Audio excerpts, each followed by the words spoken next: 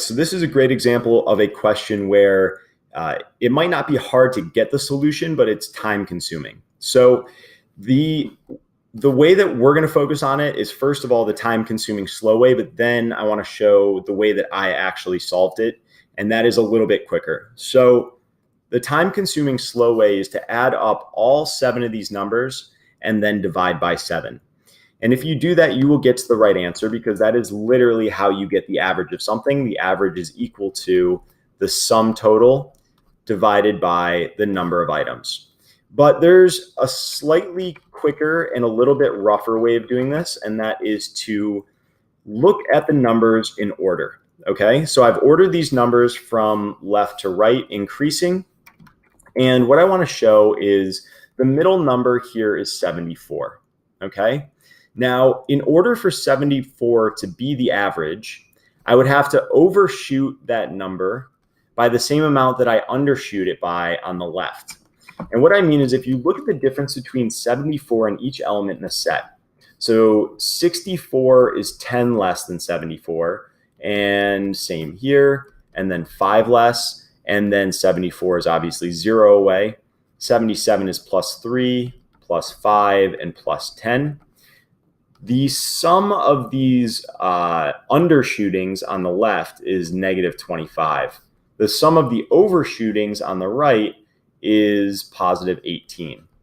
Now, that means there's a net difference of negative 7. And notice that we have exactly 7 items.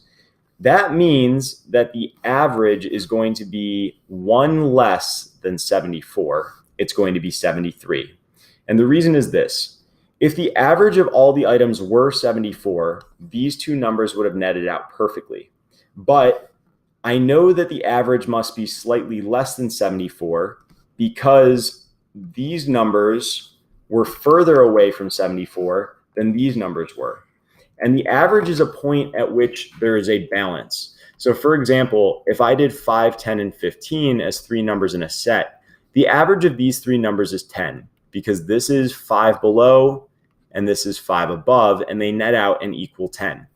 But if I had a different set of numbers, like let's say 1, 2, and 6, the average of these numbers is 1 plus 2 is 3, plus 6 is 9. 9 divided by 3 is 3. And the way I could figure that out is because 3 to 6 is plus 3, 3 to 2 is negative 1, and 3 to 1 is negative 2. So these two add up and balance out this one. And so it's just a visual thing. It's the way I think about math.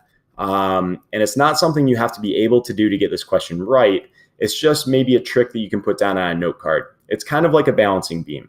So this negative 7 here, if you imagine how much that impacts the average, it's going to impact the average by negative 7 over the number of items. It's going to impact it by negative 1 from the point we're looking at currently, which means from 74, you subtract 1 and you get 73.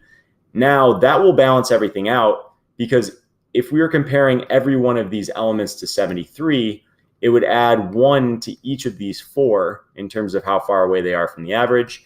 And it would take 1 away from each of these 4. So I guess you would apply a positive here to net out against those negatives. And so this would go down to negative 22, and this would go up to positive 22 when you add the 4, and that would get us a balancing act at 73. So the answer here is answer choice C. I just wanted to show that conceptualization of working with average. Again, all I did was I lined them up from least to greatest. I picked out the one in the middle, and I was like, is there more of a difference between the 3 numbers to the left or the 3 numbers to the right, which adds up to a greater net difference from that middle number? And that began to steer which side of that middle number the average was going to lie on. And so that's a quicker and sneakier way of solving it. But again, you can always add them up and divide by 7.